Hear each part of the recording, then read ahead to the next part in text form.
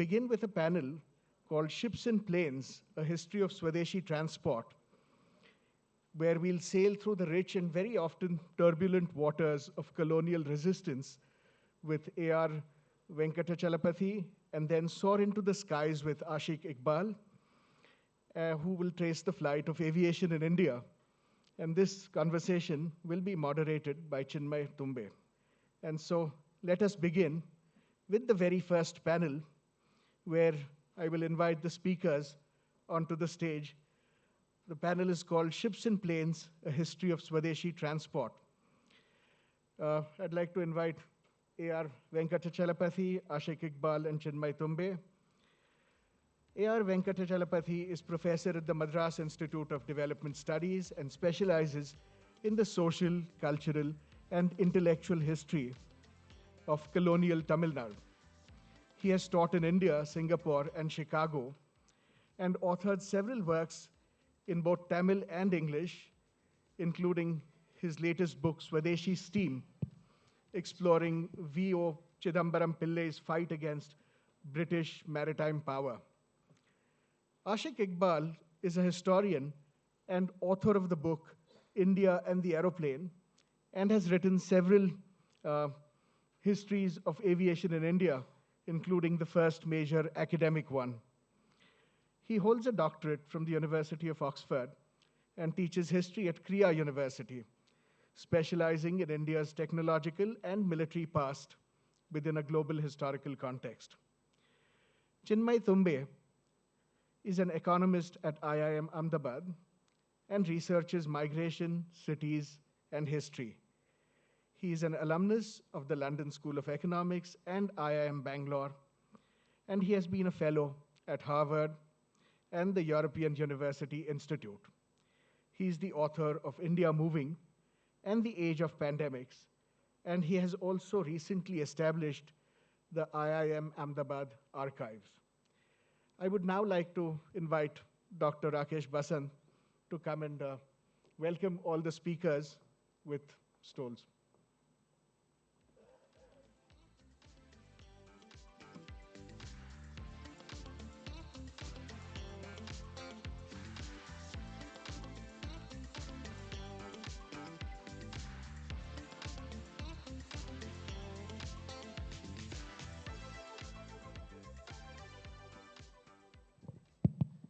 Thanks a lot for that very kind introduction, and a very good morning to all of you. As he said, thanks a lot for being on a Sunday morning. Bangalore's traffic is slightly less on Sunday, and that's pretty much what we're going to talk about, transport. Ships and planes. Last year's session we did on railways. So in Pune, we talked about the railways. So if you're asking why we're not doing the railways, we did it last year in Pune, and you can see that video, online. You can think of road transport in different ways, but what we're really talking about is water and air. And we have two excellent books, written by these guys, very recent years. So one came out 2023, Aashique Iqbal's book, Aeroplanes and the Making of Modern India. Beautiful title, a lot of hard research, and I think we should say that the foremost expert on aviation history in India is with us on this panel today. So I think if you ever have any doubt on planes, you should message him or email him. And then Mr. Venkatachalapathy, I'll call him Chalapathy throughout this talk, is an expert on a variety of fields, very distinguished in Tamil literature, and has written a lot over the last few decades. And his most recent book, which is Swadeshi Steam, is on an individual, on a company, and it's taking on the British Empire, right? So two books, one on aviation history, one on shipping history, but also a biography of an important person. And we're going to talk about this for the next 1 hour or so, and then open it up for questions. We will have some interesting pictures coming up in just a bit. But I'll start by just getting a quick idea from the writers about how they got into these projects in the first place. And I'll start by asking you if you can give an idea of how you began this project, because let me just tell you all in advance, he spent 40 years, right from his school days, researching for this book, right? So he's done a lot of other things along the way, but this is really what, as he says in his book, has really kept him going for 40 years. And the book came out, recently. What got you into this? How did this become a passion project of this book, which is behind you, Swadeshi's team? Uh, Vanakkam, good morning. First, thanks to the organizers, especially to you, for the opportunity. So my story begins with the NCERT textbook. I owe everything to the NCERT textbook because when I was in class 9 in 1981, there was no reference to V.O. Chidambaram Pillai at all in the NCERT textbooks. There was no mention of Subramanya Bharati. There was no mention of Kattaboman. Of course, don't for a moment think that, I am being critical of NCERT textbooks. They are fantastic textbooks, but they have their flaws. This is one of them. So, V.O. Chidambaram Pillai is a household name in Tamil Nadu.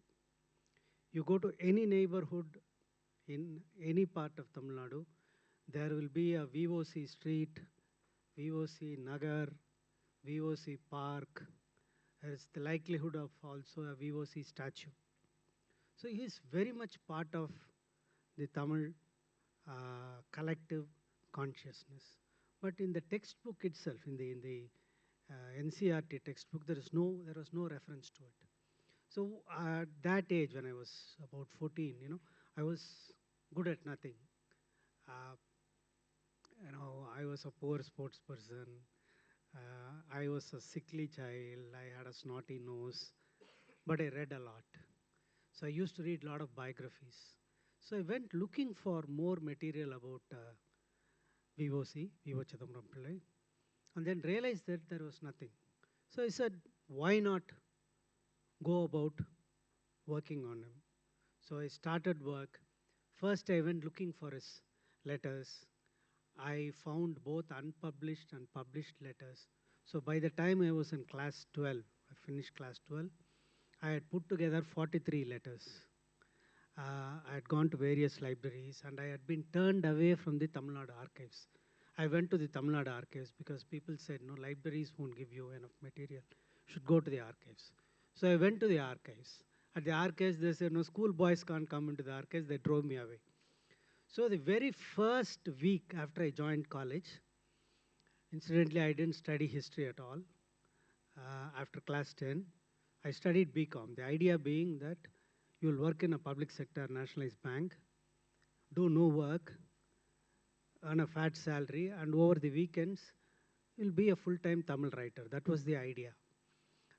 But within a week of going to college and then getting access to the Tamil Nadu archives, I knew that history was my calling. This is what I wanted to do my whole life, sitting in the archives, looking at old records. So my journey started, the voyage started that way. And as I started collecting material, putting together material, the first book, the collection of VOC's letters, 43 letters, they were published in 1984 when I was 17. I put together the letters with notes, etc. See, initially the idea was to put together all the documents because I am not good at anything. I can't write. So I will put together the documents and some other historian will come and do that work. That never happened. So I started writing. So in my search to understand VOC, I ended up becoming a historian of colonial Tamil Nadu and colonial India. That is the story. But to come to this book itself, until I wrote this book, I had published some 7 books in Tamil on VOC alone. But I was postponing the big books that I wanted to write. The pandemic and the lockdown, had really shook me up. I suddenly felt mortal, suddenly felt time was running out. And I said I should write, and this time around I should write in English. If Bipin Chandra and his group of historians didn't write about Chidambaram Pillai, of course, it was because there was not enough material available in English. So I said, I will write in English. So that is how I wrote this particular book. Fascinating. A 40-year love affair, with a person that you see here, which has taken him around the world. The book is researched extensively, archives that dot across. He's, of course, met family members of the gentleman. And it's an amazing book, just the way he's pieced together this idea of the ski battle against the British Empire. Interesting also the name V.O. Chidambaram Pillai. VOC in history is often the Dutch East India Company, right? So for most scholars of history, VOC is Dutch East India Company. And interestingly, this is also a maritime story, just like the original VOC. So this is the 20th century VOC, which is now very famous. Uh, Moving on to you, how did you get into aviation history? And I should tell you, he's a huge fan of World War II as a genre, not of the war per se as an event, but everything around the war. And he was telling me even his favorite video game is something to do with the World War II. So tell us about this love affair with aviation and World War II.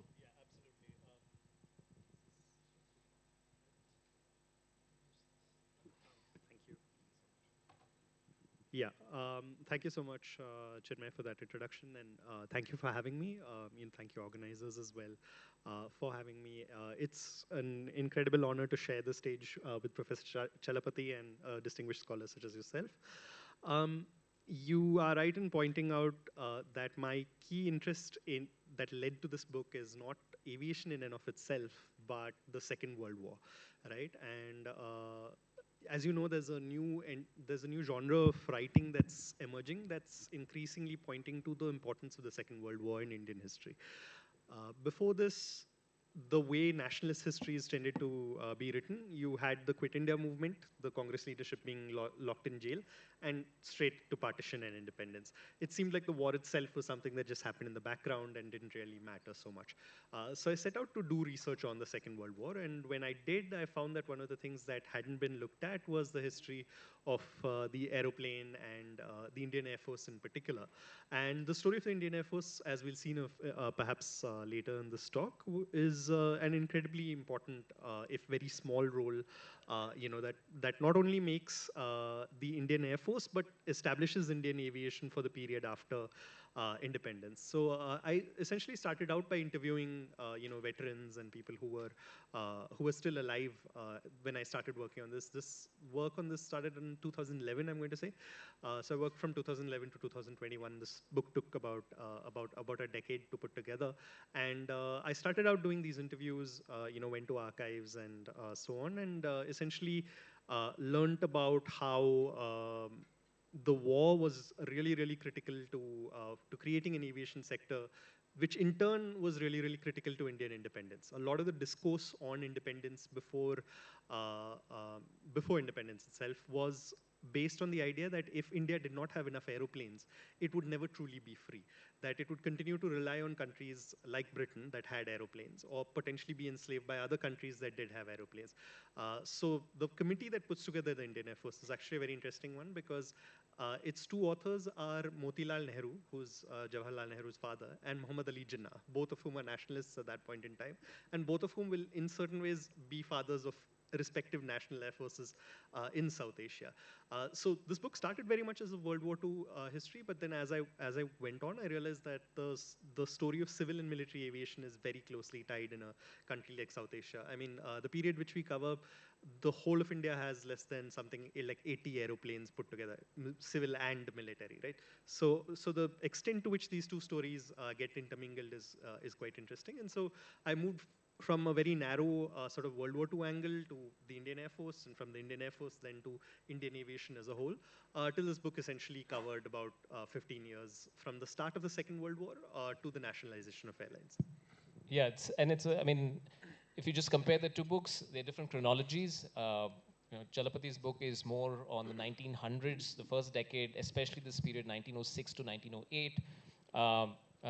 His book is much more on the 1940s per se, this transition point. And of course, aviation comes into fore much later than, say, steam shipping. So that's the kind of chronological difference. But the theme, essential theme, is actually remarkably similar, and we'll come to that.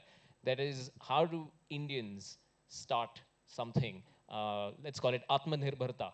So Atmanirbhar India. 100 years back is pretty much a common theme running between these two books. And how do you kind of go against a big colonial empire in two very, very modern technologies? Because that's essentially what steamships, of course, shipping has been around for a long time, but steamships was really a 19th century thing. And of course, aviation is a 20th century technology. So we'll begin our journey now. Can you have the first slide, please?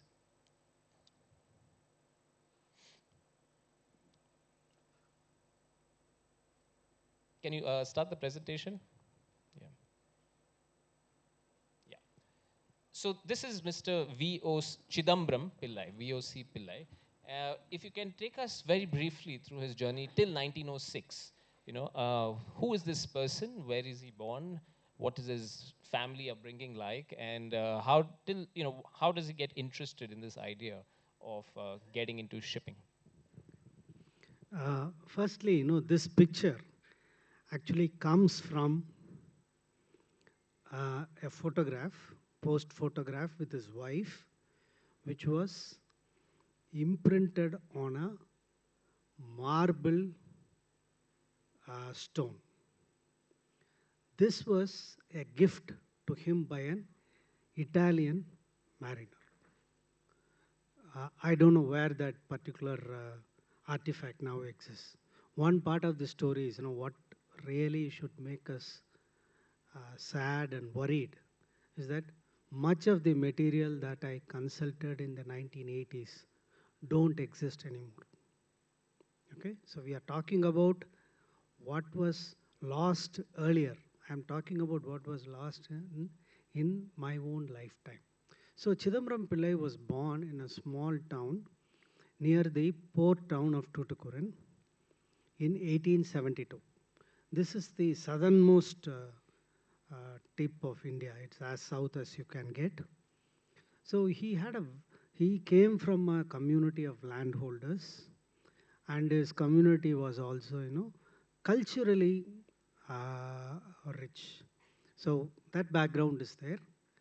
But his early life is very modest. He was only a matriculate. He didn't go to college. He matriculated a little late. Then he wrote something called the pleadership examination. You write that examination and you become a pleader, and you can practice in lower level courts below the district level. But it was a successful practice. And so by the time he was 28, he moved to the port town of Tuticorin, where he once again had a very successful practice. That was a very litigious district, and Tuticorin at that time was probably the 5th largest port in India, in undivided India. So there was very brisk trade going on between Tuticorin and Colombo. So Chidambaram Pillai, I think this is what we can make out from the sources. When there is trade, when there is business, there is a lot of litigation, and I think that is how he got in very close touch with many of the traders. By even at the age of 21, he had become familiar with the writings of Lokmanya Tilak. So Tilak was an abiding figure in his life. Even after Tilak's death, when all his followers had either switched sides to Gandhi or had done even worse by joining the Hindu Mahasabha, Chidambaram Pillai was an ardent Tilakite until 1936. So he says that he had become familiar with Tilak's writings, and he had made initial contact with local Congress organizations. But it was the Swadeshi movement that sparked his politics. He also met the prime disciple of Ramakrishna Paramahamsa. I know today we are going to have a session on Vivekananda. Vivekananda is the most illustrious of Ramakrishna Paramahamsa's disciples. But his first disciple was Ramakrishna Ananda, who spent 11 years in Chennai. So VOC also had met him. But something happens in 1905. We are not able to explain it. The Swadeshi movement, which originates in Bengal, has its impact in Tuticorin, and he picks up the idea of indigenous enterprise. When the Swadeshi movement in Bengal was actually doing, things like, Swadeshi enterprise there basically meant, making Swadeshi needles, Swadeshi candles, Swadeshi bangles, Swadeshi buttons, all very important initiatives. There was no capital in those days. Here in Tuticorin, Chidambaram Pillai is thinking big. What had happened in the 19th century was after steam came, steamships, steam navigation became a global industry, and British India Steam Navigation Company held a complete monopoly over British Indian coastal trade.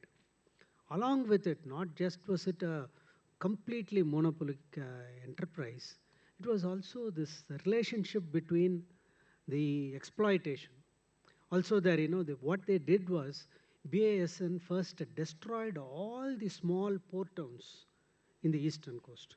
So we'll come to this in just a bit. We'll still focus on individuals and then we'll move on to the British India thing. Can you have the next slide, please?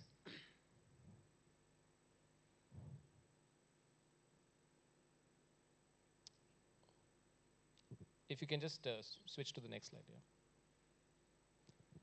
So when we talk about individuals in the world of aviation, we can't help but, we have to talk about a remarkable individual called J.R.D. Tata.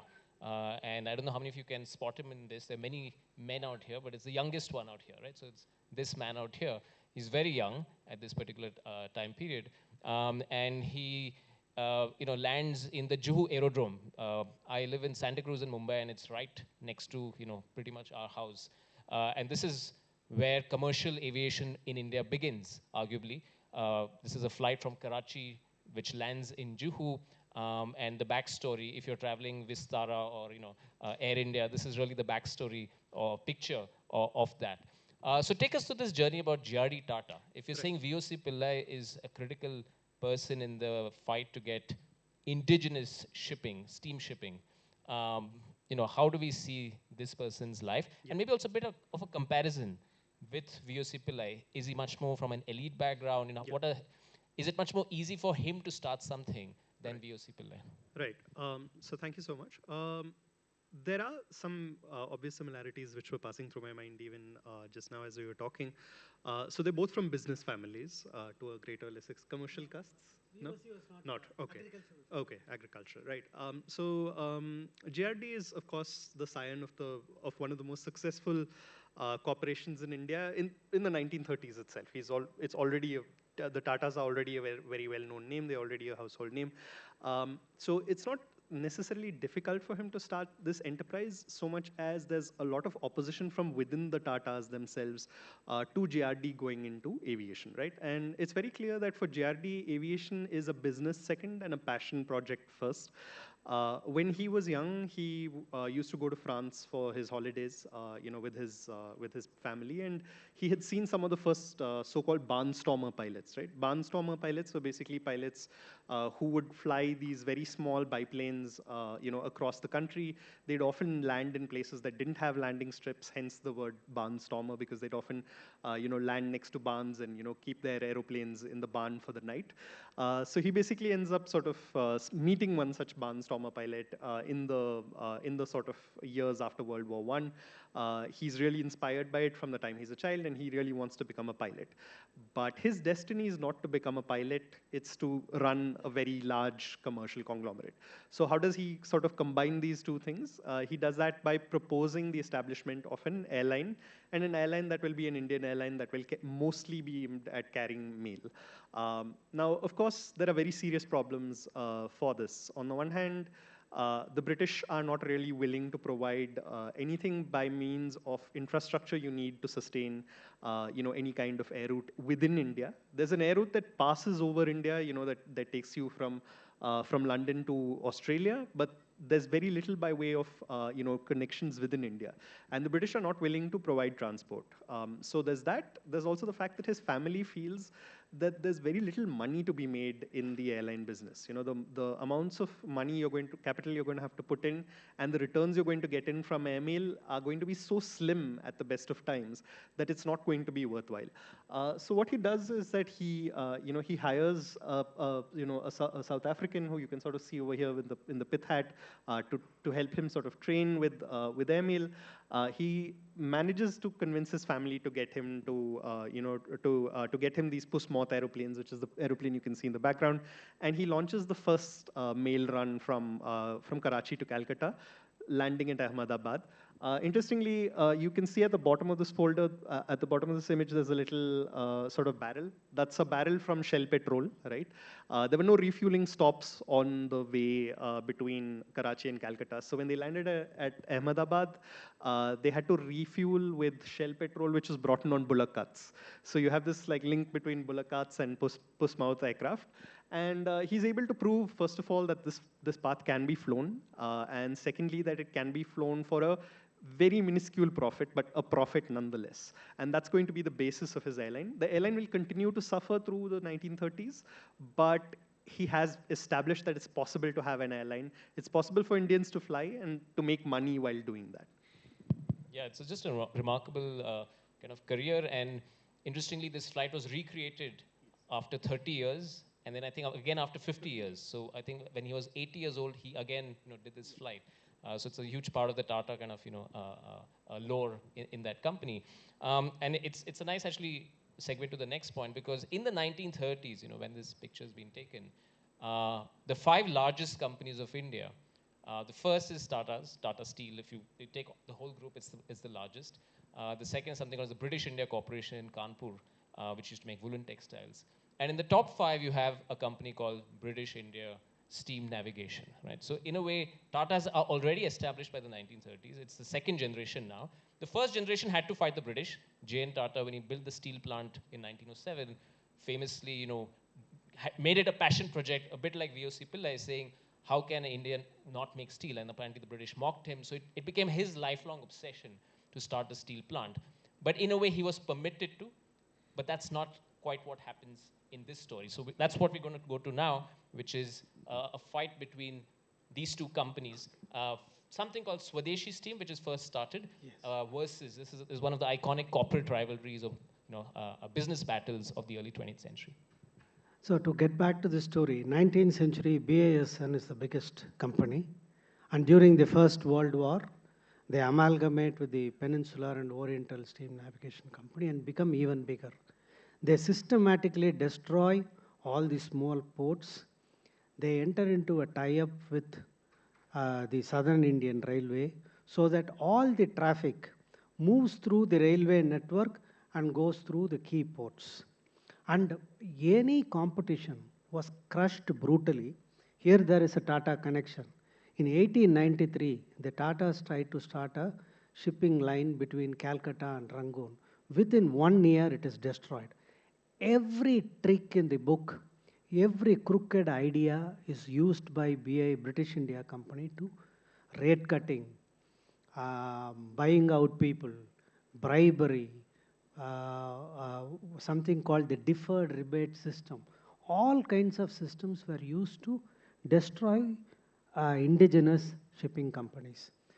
But what Chidambaram Pillai does in 1906 is that, we have no idea where he got this idea of starting a shipping company. Nothing in his background tells us why or how he thought of it.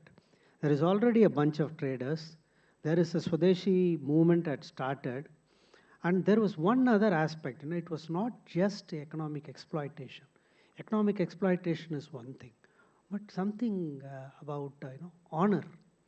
The Tuticorin traders were humiliated on a daily basis by the European agents there. And these insults always took the color of racist insults. It is in this context Chidambaram Pillai floats this idea. And when he first suggests this idea, nobody actually believes him. But very quickly, this man of whom nothing is known about, suddenly in 1906, we find him in Colombo. And the Ceylon Observer is writing about one Mr. Chidambaram Pillai, who looks like, any ordinary man, but he is suddenly talking about running a shipping line. So first he charters ships. For the first few months, the British India Company doesn't feel threatened by it. But when it starts really gathering steam, they wreck it. Anybody else would have given up. We have to remember one thing. This was not primarily a business enterprise.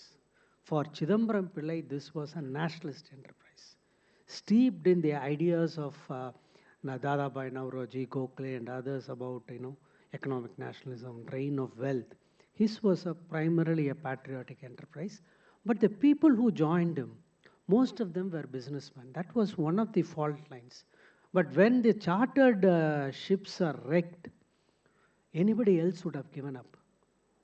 When it, immediately, people around him. It happens in India to this day. If you talk of any big project, people are not going to encourage you. They are going to discourage you. They are going to tell you, we can't do big things, we should do modest things. Same thing happened to him. But when the chartered ships didn't work, he suggests that, we should buy a ship. The traders are, shocked. They said, no, do you really want to buy a ship? No, he said, you heard me wrong. We are not going to buy one ship. We are going to buy 2 ships. That shocks them even more. He said, how do you do it? He said, then let us start up public limited company. That is even more shocking for them, because now in 2024, I checked in the entire district, in the southern districts, not a single public limited company has been registered in the last few years. In 19, when India is supposed to be leading, becoming $1 trillion economy, we have no registered companies in the last few years in Tirunelveli. This man in 1906 does that. And everything is new for him. When you launch a shipping company, when you register a company, how are you going to do it? Who is going to advise you? Who is going to tell you what is a prospectus? Who is going to tell you what is a memorandum of association? Articles of association? Everything is new. And all this man is able to achieve in a space of 2 years. Almost single-handedly, but it is not single-handedly. There is something about, can we see that man's picture again? There is a certain quiet, calm dignity to this. You look at this man, I'm sure you would want to, put your last dollar on this man. He's a man of, some resoluteness. This image to this day inspires me. He does that. He is able to, mobilize people he is able to win over police constables. He is able to, during the peak of the Swadeshi movement, he is not only able to mobilize lawyers and traders, his support base comes from the working class in the cotton mills, jet car drivers, barbers, butchers. Butchers in Tuticorin stop selling meat to Europeans. Barbers refuse to shave people who are talking against the Swadeshi movement. So in a space of 1.5 years, he is able to register a company. He is able to sell the idea of limited liability to the common people. And how does he do it? He is the first person in South India to address public meetings in Tamil. Until that point, public meeting meant, hall meetings, suited and booted, you speak in English, pass resolutions and send it to the governor. This man went to the streets, spoke on public platforms, and sold the idea of the limited liability company. Just let me add one thing, when I was promoting this book, this is the first time I am promoting my book. I've written more than 45 books. But this I am promoting because this man's story needs to be known better. So I've gone to colleges and I've asked people, what does limited liability mean? Sorry to say, in 2025, most college students, I think Christ College students might be exception.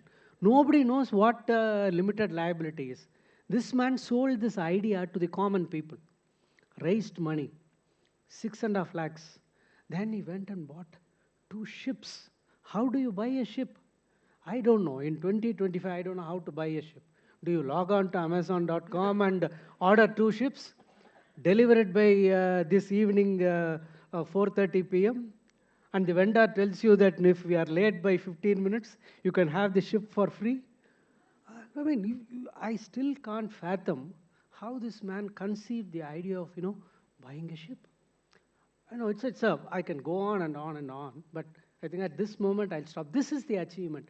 In 2 years, he is able to uh, promote a shipping company, raise capital, mobilize people, buy ships, and from a stage when the BI company and the government were complacent, to a time within 6 months when he really scared the shit out of them. There's no doubt about it.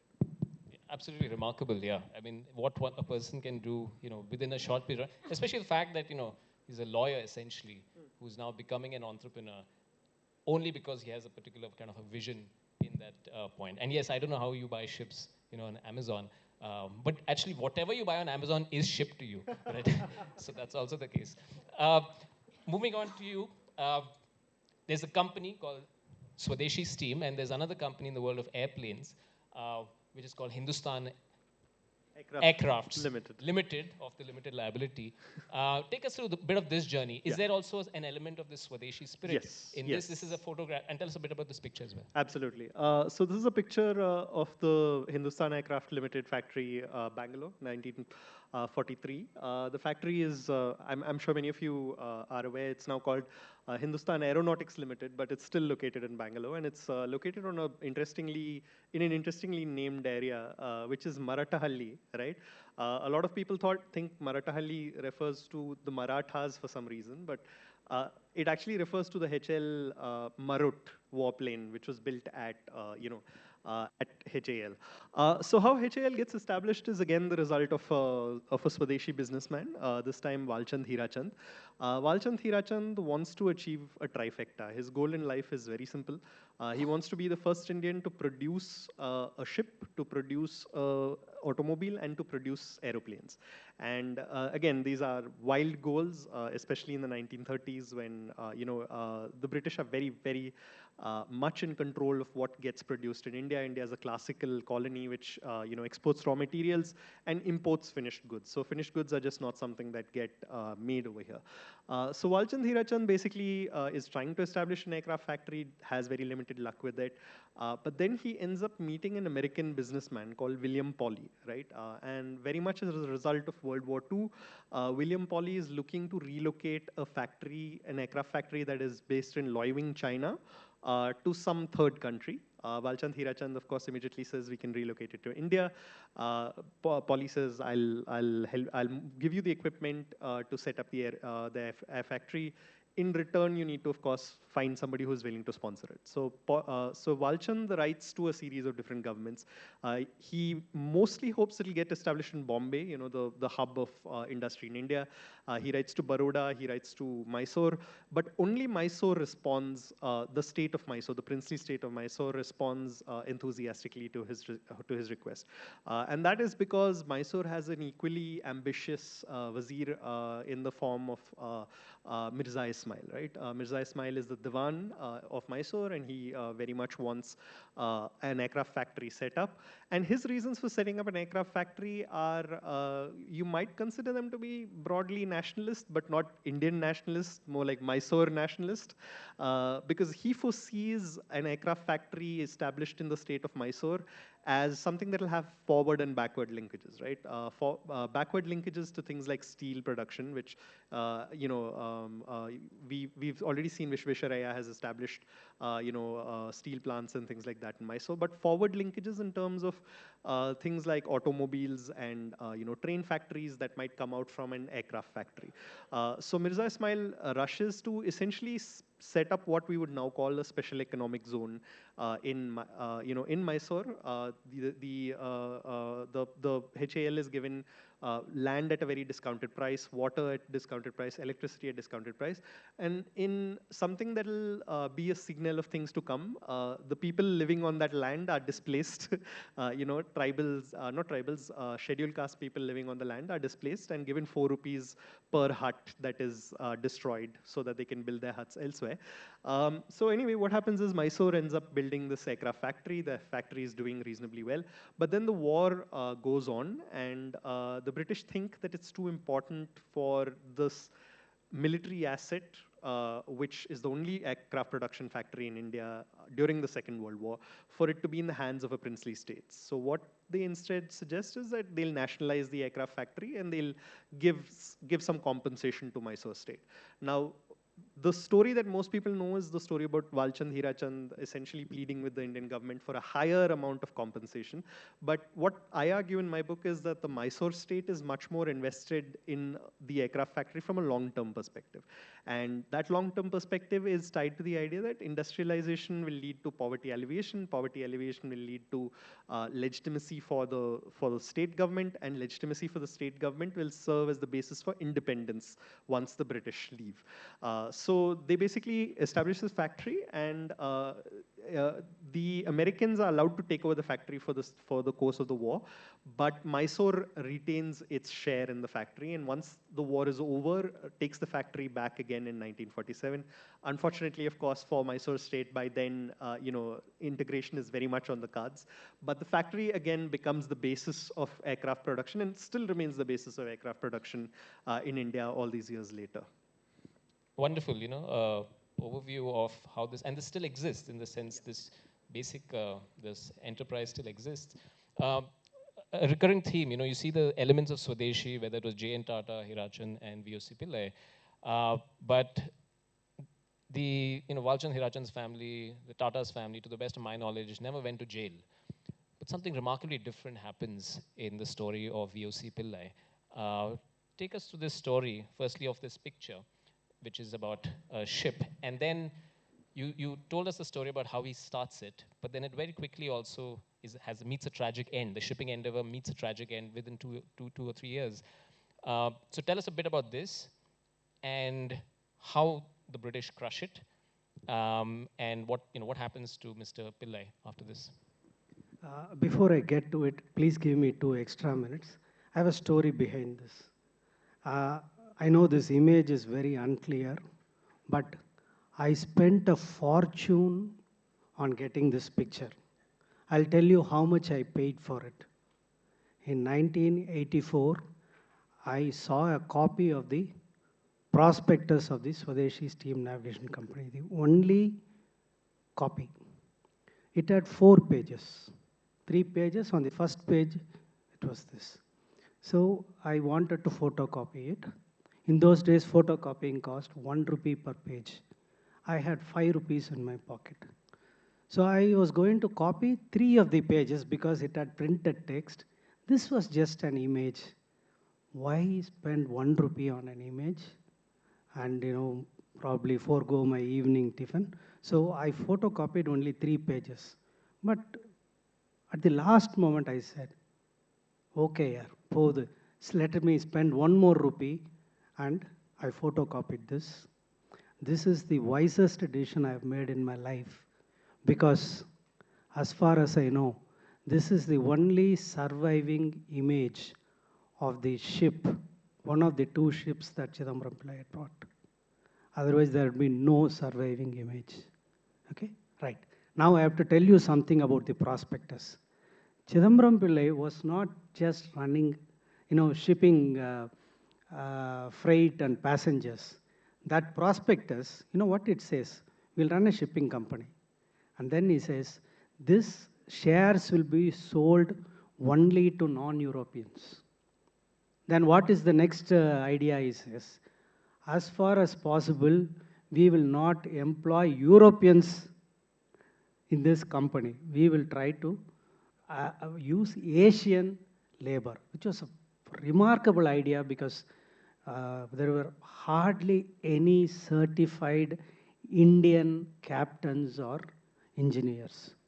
Then next step he says that no, we will start a college for training Indians in the art of navigation.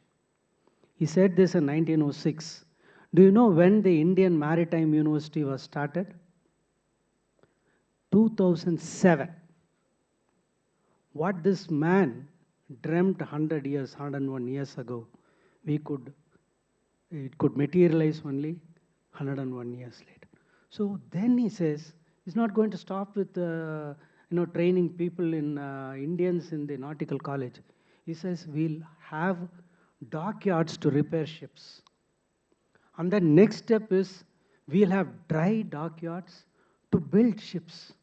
So this man was not a businessman trying to, when all his colleagues around were saying, we have used the nationalist card enough, we have sold our shares, let us start making money. That is what his colleagues were saying. He refused. And then there was a major turning point.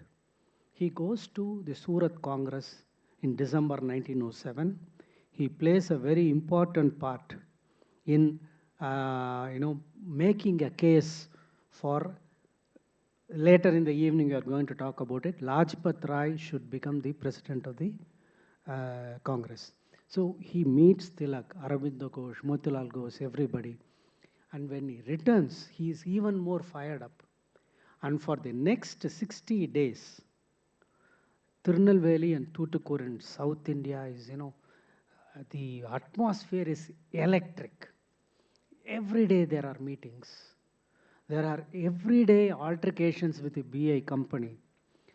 Europeans fear walking on the streets. Boys shout at Europeans who are walking.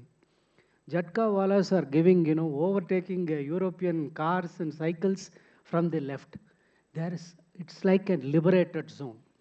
At this time, the government decided that, they have given this pleader too long a rope.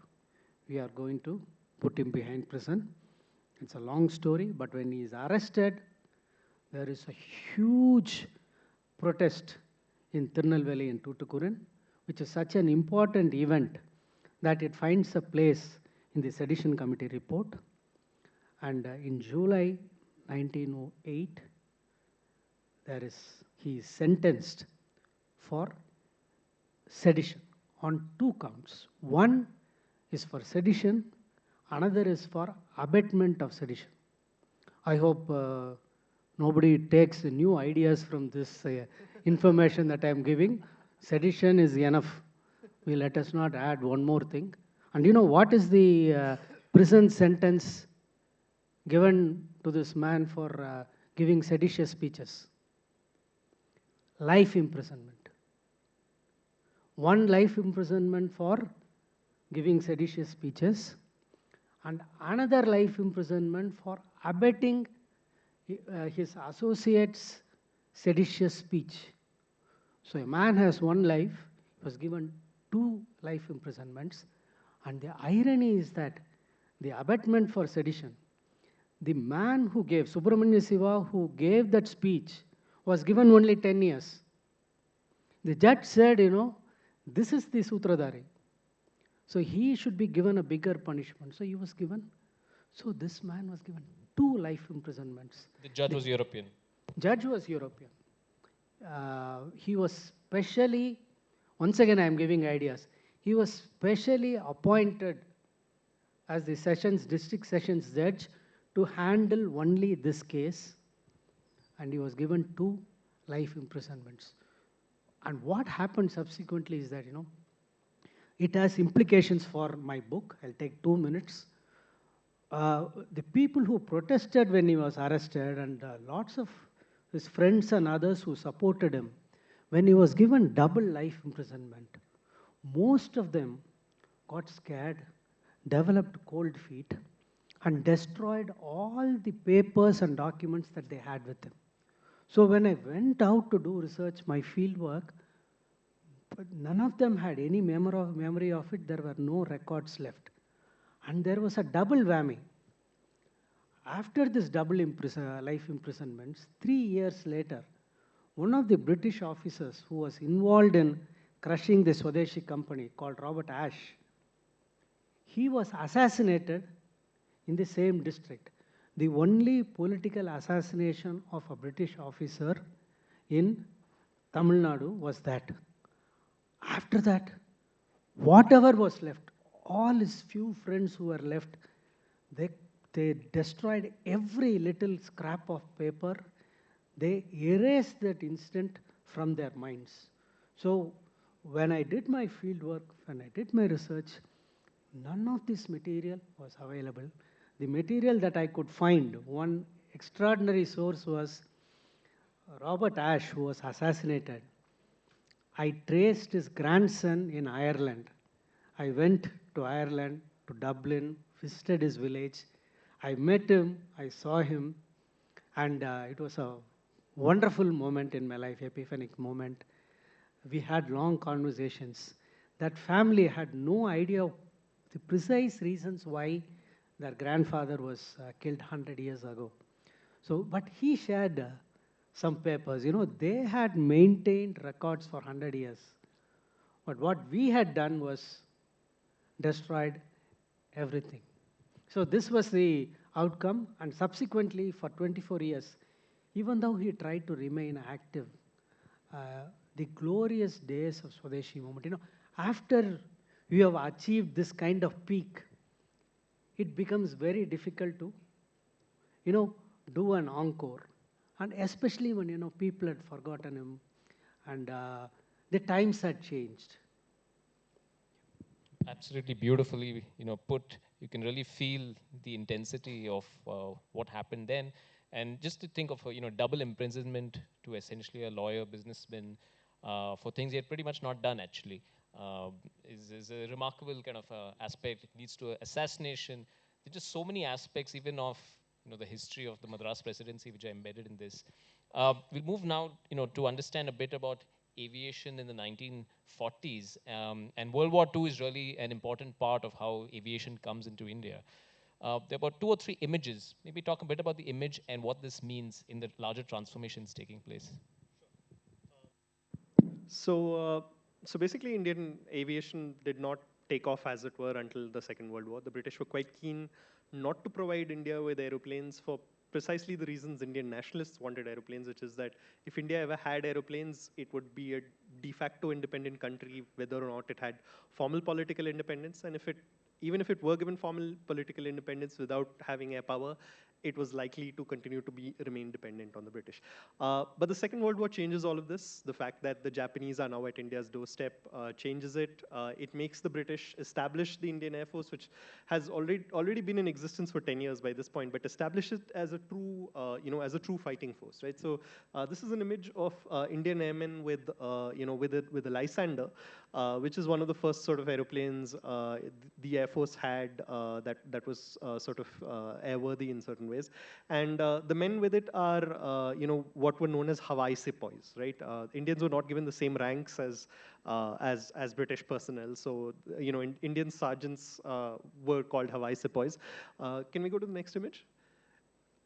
The Second World War sees this huge recruitment drive by the British, who sort of try to increase the size of the Indian Air Force.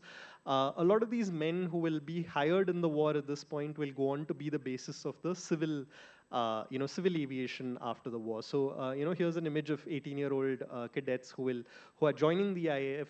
A lot of them, when they are, in their 20s, will become pilots for civil airlines. But a third and somewhat under-researched part of the story of the aeroplane in India is that we didn't only have civil and military aviation like other countries. We had civil, military, and royal aviation, right? The Indian princes were a very important part of the story of aeroplanes. They were fascinated with aeroplanes from the beginning.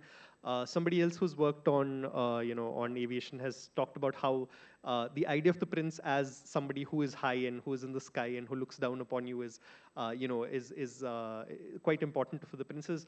I don't take that position, but the position I do take is that the princes were very keen to prove that they were modern, right? That they belonged in the modern world, that they were not just something left over from the past.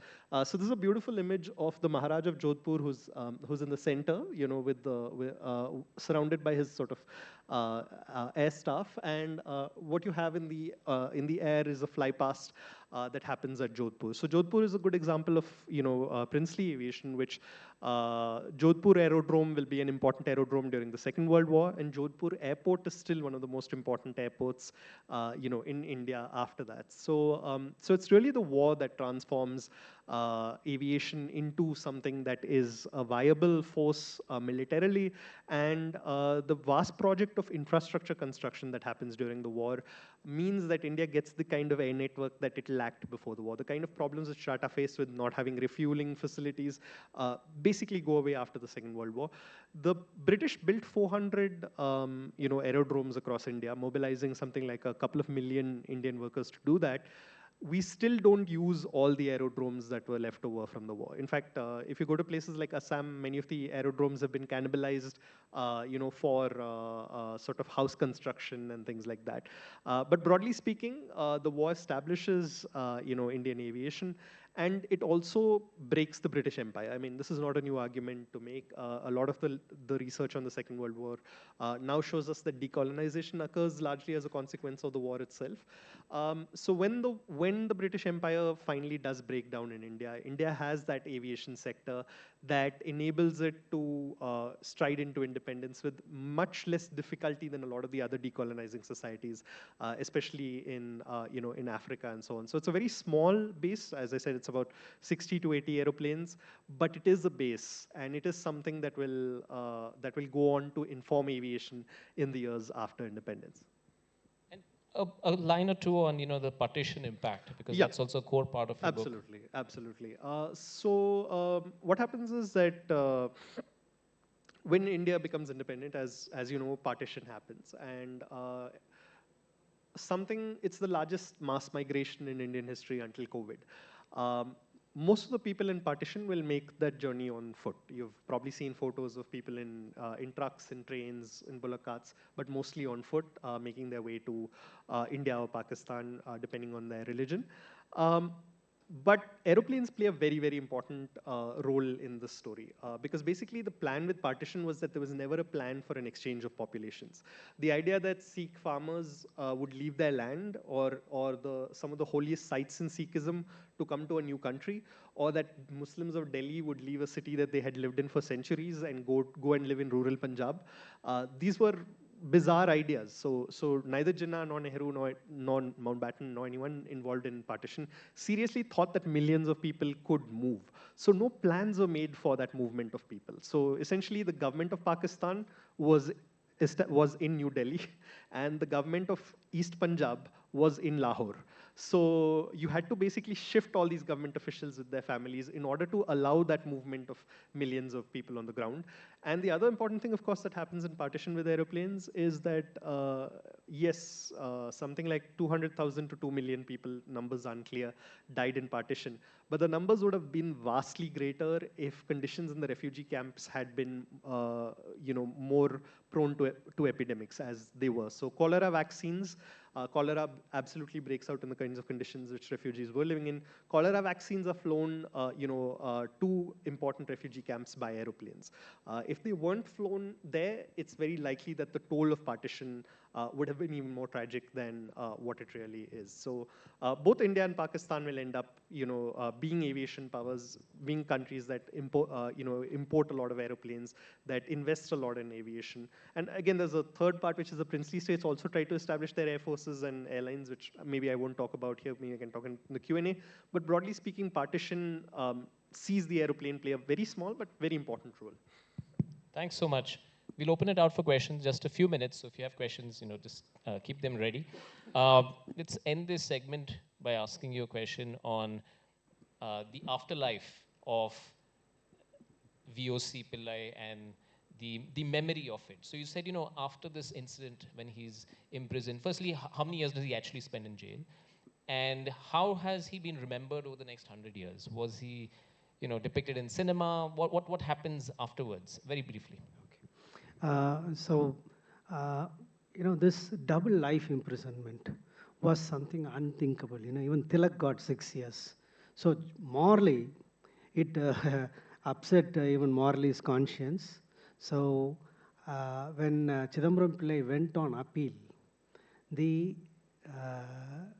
the crime was confirmed, but the imprisonment was reduced to 6 years. And Chidambaram Pillai actually spent a little less than 5 years in prison, but the prison life was terrible. So he was made to pull the oil mill, the chakki, which the bulls are supposed to pull. He was made to pull it.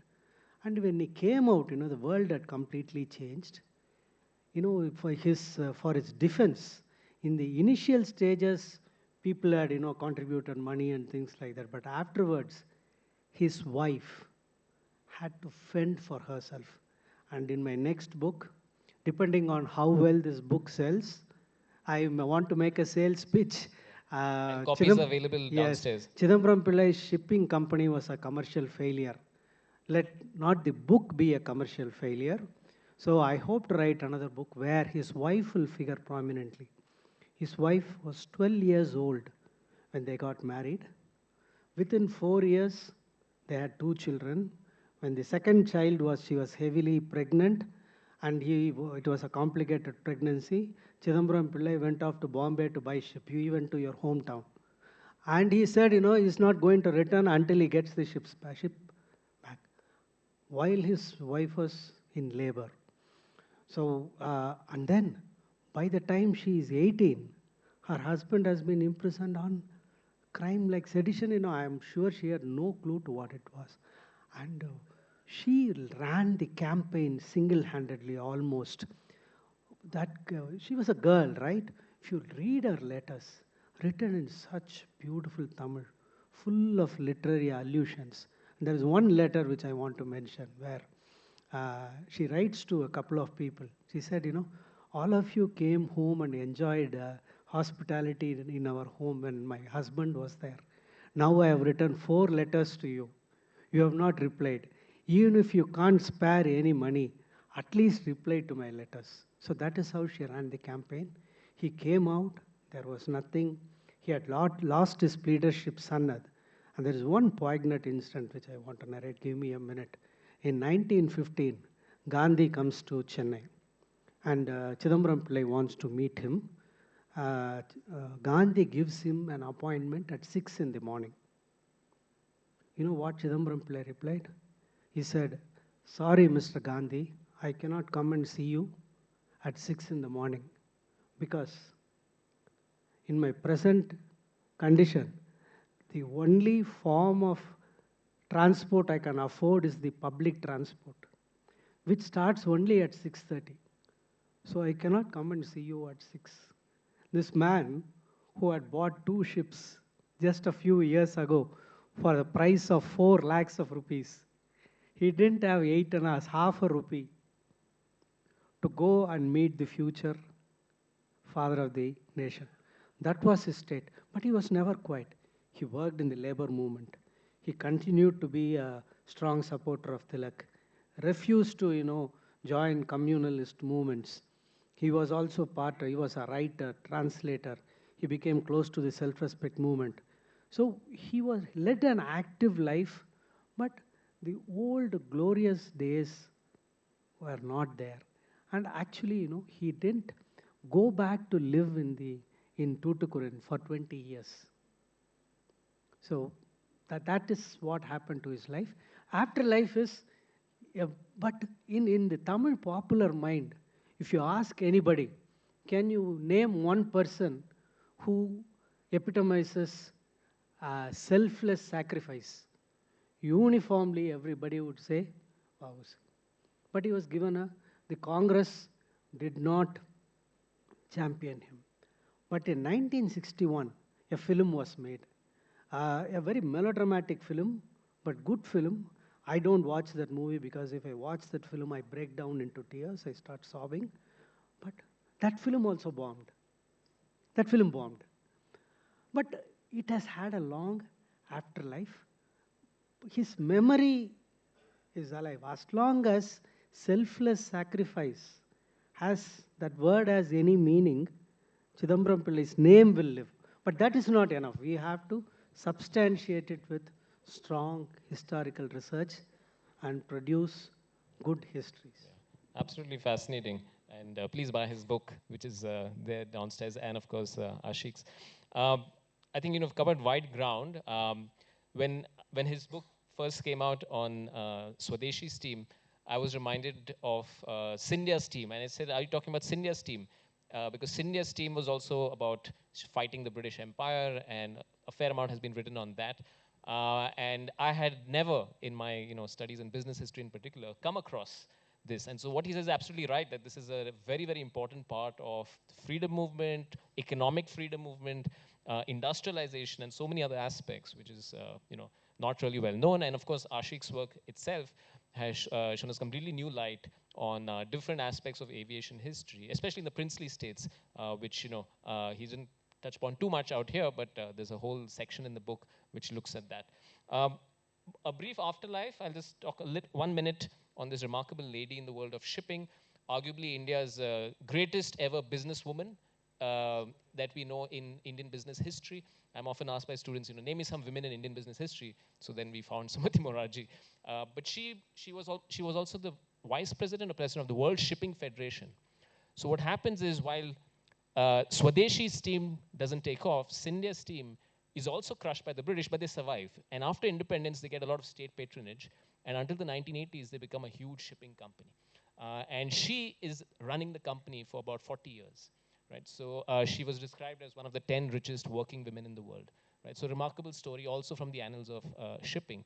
And again, to connect this point on women and transport, in aviation today, 15% of pilots in India are women, which is thrice the global average of 5%. Right? So interesting kind of afterlives of both shipping and aviation in this world. On that note, we can go back to the session creative on the slides and open it out for questions. So feel free to ask questions to either both of them or either one of them on their books, and we'll take about 10 minutes for this. So quick questions, short questions. Yeah.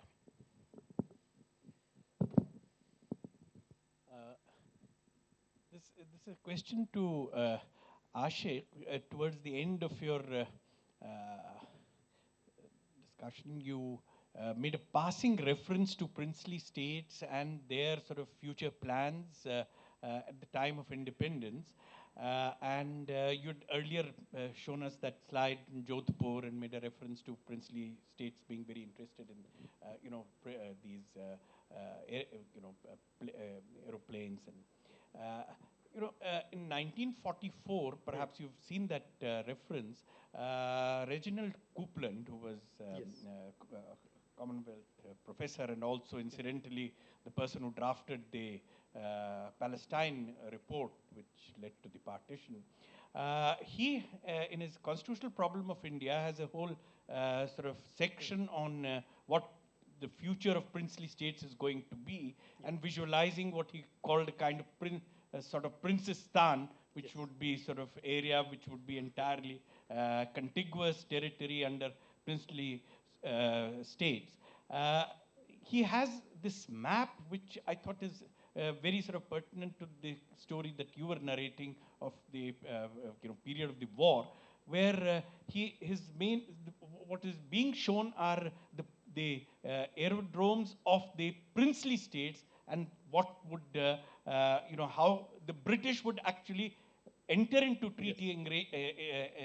treaties with them to be able to retain control even after the war with these over the aerodrome. So they're really concerned during the war that even if India moves towards some kind of independence, they'll still be able to retain their control over the aerodromes located in the princely states. So if you could just say something a little more on this. Chalapathy, I mean, your story is so moving that I really don't feel like really sort of commenting on any thing that you have to say. It was a very moving story. I mean, I've read the book, but the way you narrated it, it was really moving. But just one small point, since we were talking about the Scindia Steam Navigation Company, that was the success story. But then, as you know, there's another story of failure almost 60 years before that, when Dwarka Nath Tagore tried out the experiment of entering into steam navigation, and that didn't really take off. So the British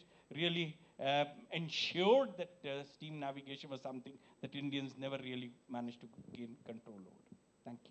Any quick thoughts, Yeah. very brief? Yeah. So very quickly, my argument in my book ties into what you're saying, which is essentially the reason why the princely states didn't get independence is because British Cold War calculations, right? So the Cold War calculation was that they need air bases in northwest India to bomb the Soviet Union with atomic weapons during the Cold War. So much of the argument there was that perhaps having free princely states in that region and Travancore monazite sands, which are important for making atomic weapons, that those would be the basis for independence. But the security consensus in the UK came to a conclusion that having one large united India, or at best, or two large states at worst, was preferable than having princely states.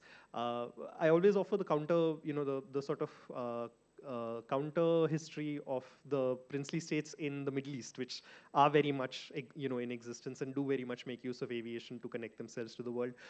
So if British Cold War calculations had been slightly different, if their assumptions about how committed India would be to fighting the Cold War, because they assumed India would be an anti-communist state that would wage war against the Soviet Union when World War III broke out. But if those calculations had been slightly different, the map of India would have been very, very different. So it's very much a position of historical conjuncture. I'll just end very quickly by saying that Hyderabad entered into active negotiations with the RAF to establish a Hyderabad Air Force. So, these plans are not all in the realm of, the imagination. I think just to build on his, question, how do you place this particular incident of VOC in relation with the other shipping battles, maybe in different parts of India, maybe even before? Was it really the pushback against VOC Pillai, which was so strong that commands such great attention? Just a quick note about how do you see it in relationship with the other shipping battles that may have been happening that time, or was this truly unique in that sense? This is a point Farooqi Saab also made. So there were some attempts from the late 19th century. Sumit Sarkar has a section on that. First thing is, the entry price is very high for Swadeshi movement, for a shipping company. But after the First World War, what happens is Britain is very clear that you cannot defend the empire if your colonies are weak. So their policies begin to change. But because of the British BA company, which is now even bigger after its amalgamation with P&O company, so they continue to scuttle all efforts. So in 1924, the Indian Mercantile Marine Committee was constituted at the instance of P.S. Sivaswamy Iyer. So you find that report and also its evidence. In the evidence volumes, one thing is very clear. Everybody, both British and Indians, were very much aware of the VOC's Swadeshi Shipping Company, and it certainly acted as a dampener. It was there. But all the positive recommendations that were made, very interestingly, one of the committee members was a former managing director of BI company. So it was not a neutral committee at all. That person also wrote a dissent note. All the positive recommendations that were made to establish shipping in India was scuttled because of BI. And in the case of this Scindia company itself, in 1923, when first they tried to get an appointment with Inchcape, Lord Inchcape does not even give an appointment. He just says, I don't need to see you. The only thing I can tell you is, let me buy up your company. They refused to sell the company. But 1 year later, when they meet, uh, Narottam Morarji actually says that, he signed what is a slavery bond. He signed various stipulations in return for the BI not crushing the company. A cap on the gross tonnage. It will not go beyond 70,000 tons. And only coastal shipping would be done. So the monopoly of BI ensured that until even independence, they were able to, keep a check. It was only after Britain was defeated and, in a sense, became a very weak empire that Indian shipping. And I'm now told that, even now, if you compare with China, India is lagging behind in shipping because it's a huge cost-intensive enterprise with, long gestation period. It's a very tough. All right. Yeah, question back to back.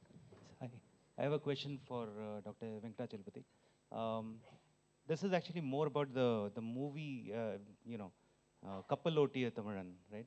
And I was told that it was based on a biography by Maposi.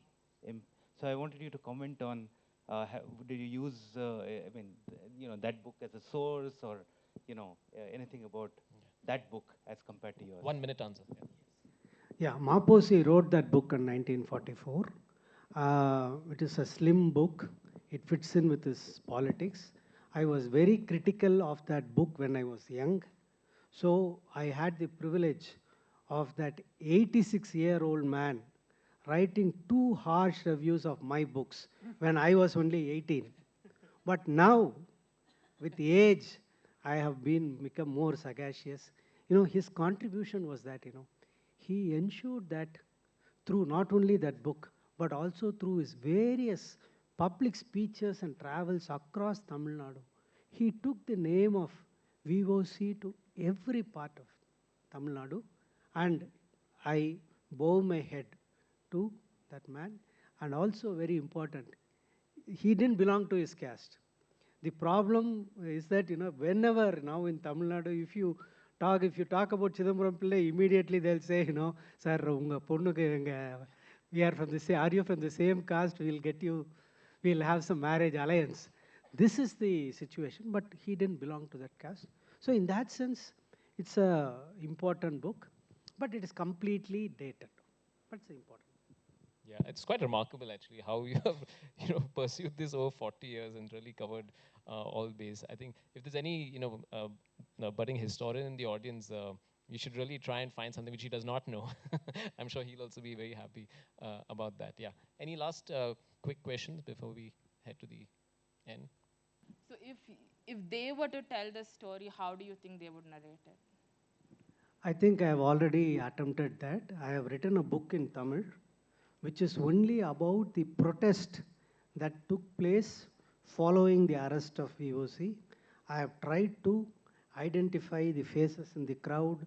I have tried to list all the people who are involved. What were they? What community did they belong to? We have very little sources, as I said, but what community did they belong to? What were their occupation? What is remarkable about that particular time period is that, VOC's appeal cut across caste, class, and religious divides. In the company, shipping company itself, unlike what happened in Bengal with this, communal divide happening, in the Swadeshi company, there were upper caste Hindu traders, lower caste Hindu traders. There were 3 or 4 Muslim directors. There were Christian directors.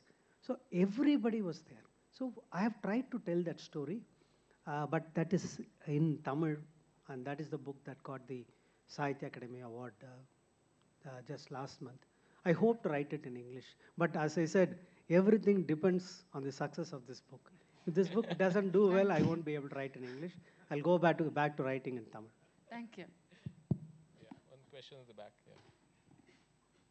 Hi. So, what do you think has changed in the last 100 years?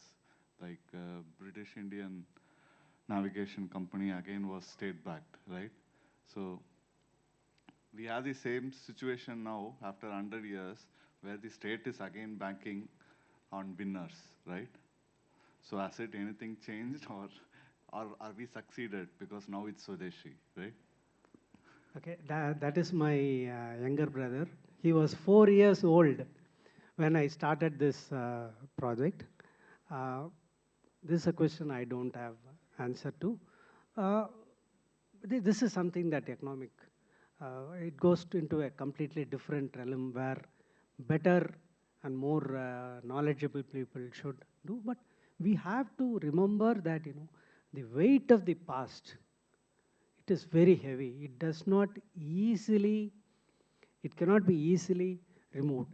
Even to this day, if you talk about big projects, about ambitious projects, it's very, very likely that people will discourage you rather than encourage you. If in all our Indian languages, you will have hundreds of proverbs which says that, no, don't think above your station, right?